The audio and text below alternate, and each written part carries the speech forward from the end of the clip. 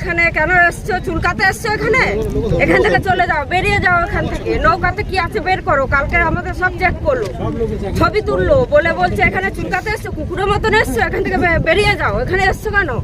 মৎস্যজীবীদের সঙ্গে বঞ্চনার প্রতিবাদে প্রায় 500 নৌকা নিয়ে নদী অবরোধ মৎস্যজীবীদের। বিক্ষোভকারীদের বন দপ্তরে ঢোকার চেষ্টা। নদী খালিতে মাছ কাঁকড়া ধরার অধিকার বহাল রাখতে হবে। সকল মৎস্যজীবীদের মাছ ধরা বন্ধ করা হয়েছে, তাদের বিকল্প কাজের ব্যবস্থা করতে হবে। সকল মৎস্যজীবীদের মাছ ধরার অধিকার বন্ধ করা হয়েছে, তাদের বিকল্প কাজের ব্যবস্থা করতে হবে। সরকারি ঘোষণা অনুযায়ী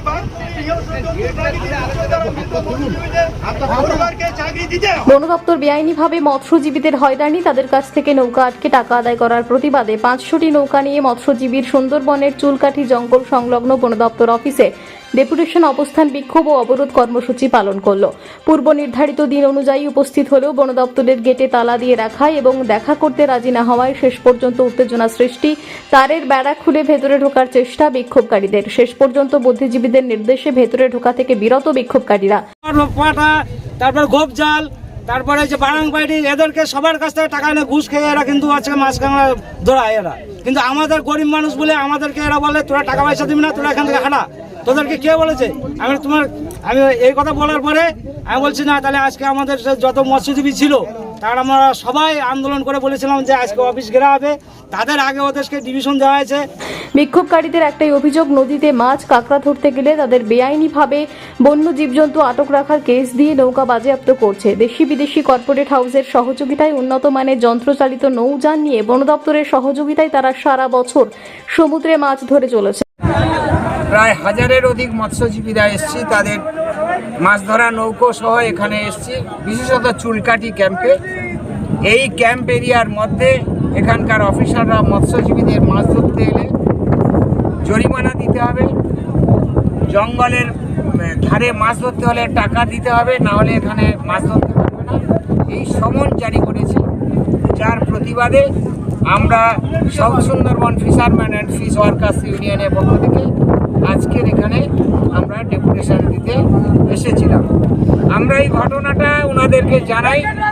গত 20শে আগস্ট আমরা লিখিতভাবে ওনাদের জানাই যে এখানে মৎস্যজীবীদের মাছ ধরার ক্ষেত্রে নানান সমস্যার সৃষ্টি হচ্ছে, যেগুলো নিয়ে আলাপ আলোচনার মধ্য দিয়ে আমরা একটা সমাধান সূত্র বের করতে চাই। সেই উদ্দেশ্যেই আমরা আজকের 29 তারিখ এসেছিলাম। এসে দেখলাম খুবই দুঃখের বিষয়, ভিতরে এবং বাইরে গেটে তালা দেওয়া। ওনারা মৎস্যজীবীদের সঙ্গে বসতেও রাজি নয়। এটা কোন সৌজন্যবোধের পরিচয়? আপনারা দেখেছেন আর্যিকর যে কাণ্ড ঘটে গেল, যেটা নিয়ে গোটা পশ্চিমবাংলা শুধু নয়, গোটা ভারতবর্ষের বাইরেও একটা মানুষ বিবেকের প্রশ্নে রাস্তায় নেমেছে। মা বোনেরা রাত 12টার সময় রাস্তায় নেমে প্রতিবাদ করছে। এই জিনিস হচ্ছে। আজকেরও আপনারা দেখলেন এখানে মহিলারা এখানে প্লাকার নিয়ে এসছে, we want for justice for RG Kar, এই সমস্ত নিয়ে এসছে। কিন্তু আজকের এরকম একটা মানবিক প্রশ্নে আমরা এখানে এসছি যে অফিসাররা আমাদের সঙ্গে দেখা করবেন। কিন্তু আপনারা দেখলেন, আপনারা সাংবাদিক দেখছেন যে ভিতরে বাইরে উভয় জায়গায় তালা দেওয়া। তাদের উন্নত প্রযুক্তির কাছে মার খাচ্ছে গ্রামীণ মৎস্যজীবীরা। আজ যারা এই পেশার সঙ্গে যুক্ত, পুরুষানুক্রমে তারা আজ বিপন্ন।